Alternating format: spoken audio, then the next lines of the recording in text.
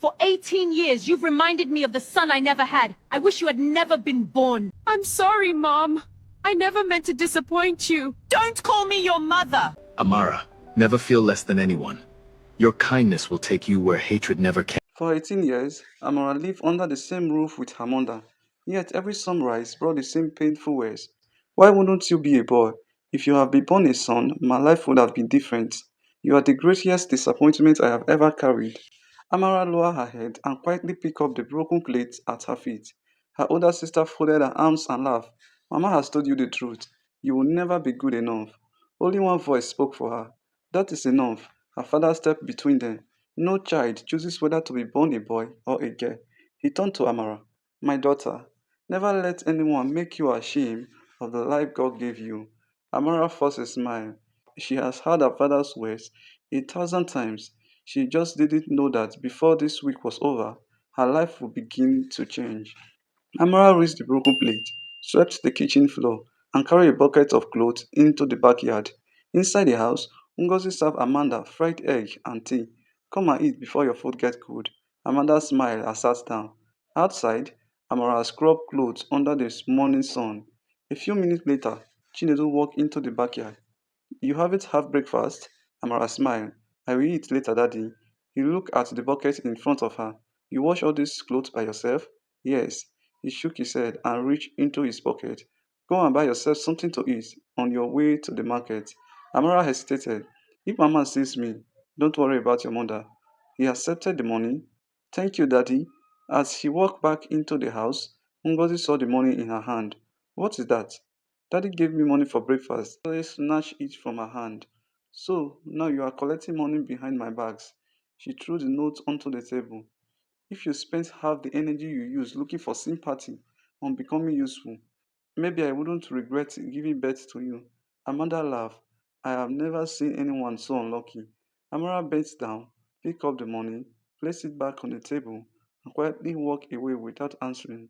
Chinedu watched everything from the doorway. His heart broke, but this wasn't the first time. He picked up the money from the table and slipped it back onto Amara's hand. Keep it. She nodded. Thank you, Daddy. After breakfast, Ngozi called from the sitting room. Amara. Yes, Mama. Go to the market and buy everything on this list. Amara collected the shopping list. Before she reached the gate, Amanda stopped her. Wait, my sandals are dirty. Clean them before you leave. Amara looked at the market list, then at the sandals. All right, she cleaned them without a word. By the time she reached the market, most of the fresh vegetables has already been sold. She bought what she could and hurried back home. Ngozi searched through the shopping bag. Where are the fresh tomatoes? They finished before I got there. And whose fault is that? Before Amara could finish, Ngozi threw one of the tomatoes onto the floor. You are good for nothing. Chinedu walked into the house just in time to hear the shouting. What happened? Ngozi pointed at Amara. She can't even buy simple groceries. Chinedu picked up the shopping bag. The market closes early on Saturday. She bought what was available. Ngozi folded her arms. You always defended her. I defend what is right. Amanda rolled her eyes. If she wasn't so slow, there wouldn't be any problem. Amara quietly carries the vegetable into the kitchen. She never answered back. That afternoon, she finished cooking, washed the dishes, and stepped outside to buy detergent. An elderly woman carrying two heavy bags stopped at the roadside. Cars speed past without slowing down. Amara hurried over. Grandma, let me help you. She carried both bags and walked the woman home. My daughter, the old woman said, may God reward your kindness. Amara smiled. I only did what anyone could do. As she walked away, a young man standing beside a black SUV has watched everything. He said nothing. He simply got into his vehicle and drove away. The next morning, Amara woke early again. She swept the compound before anyone else was awake. As she was pouring the dirt into the bill outside the gate, he noticed a brown wallet lying beside the gutter. She picked it up. Inside were bundles of cash, bank card, and authentication card. She looked around. The owner was nowhere in sight. Instead of taking it home, she walked straight to the address printed on the identification card. An hours later, a middle-aged businessman opened his gate. Can I help you? Amara held out the wallet. I think this belongs to you. The man opened it. Nothing was missing. He looked at her in surprise. Do you know how much money is inside? Amara smiled. I didn't count it. She turned and walked away before he could even ask another question. The businessman watched her disappear down the street. He stood there for a long time. Then he called his security guide. Find out who that young woman is.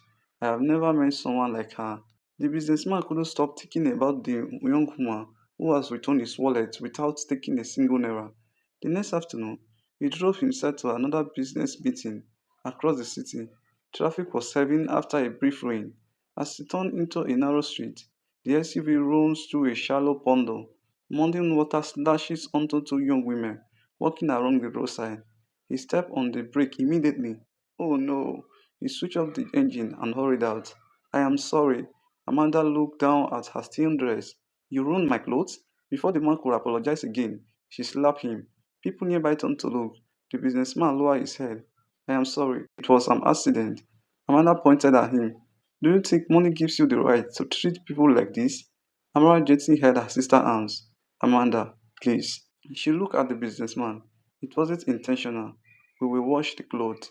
The businessman recognized her instantly. The wallet. Amara smiled. Oh, you are the owner? I hope everything inside was complete. He nodded. Every single naira. Amanda looked from one of them to another. You knew this man?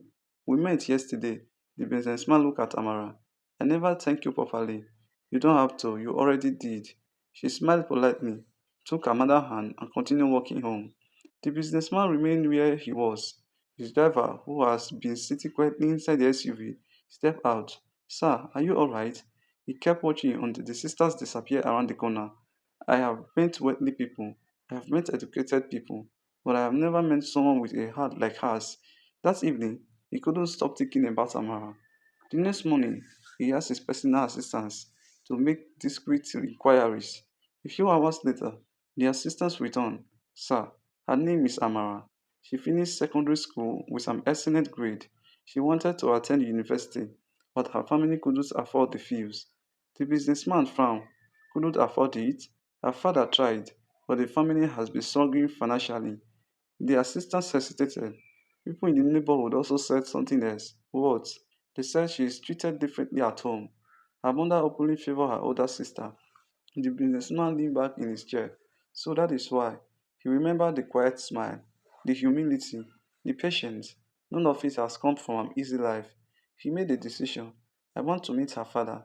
Arrange it. The following Saturday, Chinedu received an unexpected visitor. A black SUV stopped in front of the house. Neighbors peeped through their windows. Children gathered by the gate. Amanda rushed to the mirror. Mama, someone important is here. Ngozi adjusted her headscarf and smiled. I told you, my daughter would attract successful people. Neither of them imagined the visitor has come for Amara. Chinedu opened the gate. Good afternoon. The businessman smiled and offered his hand. My name is Daniel. I hope I am not disturbing you. Not at all. Please come in. A few minutes later, everyone was seated in the sitting room. Ngozi served soft drinks with the biggest smile Amara have ever seen in years. Amanda adjusted her dress and sat close to her mother. Daniel looked around the room. I came here because of your younger daughter. Ngozi smiled immediately. Amara is a wonderful girl. Daniel shook his head politely. I mean Amara. The smile disappeared from Ngozi's face. Amara looked up in surprise. You know my daughter? Chinedu asked. Daniel nodded. I have met her twice. She returned a wallet containing a large amount of money. A few days later, she showed the same kindness after an accident on the road. I made inquiries about her. What I had confirmed everything I have already seen. He turned toward Amara. You made an excellent secondary school result. Why aren't you in the university? Amara lowered her eyes. My father wanted to send me, but things became difficult. Daniel nodded slowly. I understood. He reached into his briefcase and placed a file on the table. I run an educational foundation. Every year, I sponsor a few outstanding students. I would like to sponsor Amara University education. Silence filled the room. Chinedu looked at his daughter with tears in his eyes. Did you hear that? Amara could barely speak. Sir, I don't know what to say. You don't have to say anything. Just promise me one thing. When you get to the university, use it well. I will. Amanda tightened her grip on the arms of the sofa. Ngozi forced another smile. Sir, both of my daughters are intelligent. Daniel nodded politely. I am sure they are. but my decision is for Amara. After Daniel left, the smile vanished from Ngozi's face. She snapped the front door. So this is what you have been doing. Amara looked confused. Mama, you have been following rich men around the city. No, Mama, don't lie to me. Amanda stepped closer. I knew something wasn't right. No rich man visits a house because of ordinary kindness. Chinedu raised his voice. Enough. You should be thanking God for this blessing. Ngozi laughed bitterly. A blessing? So my first daughter would sit at home while strangers carry this one into sources. She turned to Amanda. Don't worry. This isn't over. I will never allow Amara become greater than you. Amanda smiled. I won't let it happen either. Amara stood silently in the middle of the room. For the first time in her life, she realized that the biggest battle she would ever fight wasn't outside her home, it was inside. The following week, Daniel completed every document needed for Amara admission. For the first time in her life, Amara stepped onto a university campus. Everything felt new. The classroom, the library, the student. She made herself one promise. I won't waste this opportunity. Months passed. Amara became one of the brightest students in her department. She never joined trouble. She respected her lecturers. She helped classmates who struggled with their studies. Whenever someone forgot their lecture note, Amara shared hers. Whenever a classmate couldn't afford handouts, she found a way to help. Before long, almost everyone on campus knew her name, not because she was the richest, but because she was the kindest. Back at home, Amanda grew more bitter. Every weekend, Amara returned from school with another achievement. Mama, I came first in my department. Ngozi barely looked at the certificate. Go and keep it. Another semester passed. Amara won a scholarship for academic excellence. Daniel smiled proudly when he heard the news. I knew she wouldn't disappoint. Years passed quickly. On graduation day, Chinedu sat in the audience with tears rolling down her cheeks as Amara walked across the stage to receive her degree. My daughter did it, he whispered. Daniel stood a few rows away and appealed. After the ceremony ended, he walked towards Chinedu. Congratulations. Chinedu smiled. I will never forget what you have done for my family. Daniel looked at Amara, who was taking photographs with her classmates. I didn't change her life. I only opened a door. She walked through it herself. A few weeks later, Daniel invited Chinedu to his office. I have been thinking about something for a long time. Chinedu smiled. What is it? Daniel took a deep breath. I have met many successful women. I have met women from wealthy families, but I have never met anyone with a heart like Amara. I would like your permission to ask for her hand in marriage. Chinedu was silent for a moment. Then a smile spread across his face. If Amara agrees, you already have my blessing. News traveled home before evening. He wanted to marry Amara? Amanda shook her head. No, that would have been mean. Ngozi stood up immediately. We are going to fix this. The following Saturday, Daniel arrived with members of his family. The living room was beautifully arranged. Amanda walked downstairs wearing an expensive dress. She smiled confidently and sat beside Daniel without being invited. Daniel looked at her politely. I think there has been a misunderstanding. Amanda's smile faded. Daniel looked into Amara's eyes. Will you marry me? Tears gathered in her eyes. She looked at her father. Chinedu smiled and nodded. Amara looked back at Daniel. Yes, I will. The room filled with applause. Daniel's family congratulated her. Chinedu wiped tears from his eyes and quietly thanked God. Amara sat in quiet. She remembered every insult, every laugh, every moment she had chosen to stand with her mother instead of her sister. None of it could be taken back. Ngozi remained where she was. She watched everyone celebrating the daughter she had spent 18 years rejecting. For the first time, she saw the truth. Amara had never been the problem. She was. Slowly, Ngozi stood up. She walked toward Amara. Her heart troubles. Amara, the room became quiet. I don't deserve to call myself your mother. I blame you for something you never chose. I punish you for a dream that was never your responsibility. My daughter, I am sorry. Tears rolled freely down her face. I don't expect you to forgive me. I only need you to know that I was wrong. Everyone waited for Amara to answer. She looked at the woman standing before her. She remembered every harsh word, every hungry night, every choice, every birthday that passed without a hug. Then she took a slow step forward. Mama, there was only one thing I never wanted from you. Ngozi looked up through her tears. I didn't want expensive clothes. I didn't want special treatment. I didn't even dream about marrying a wealthy man.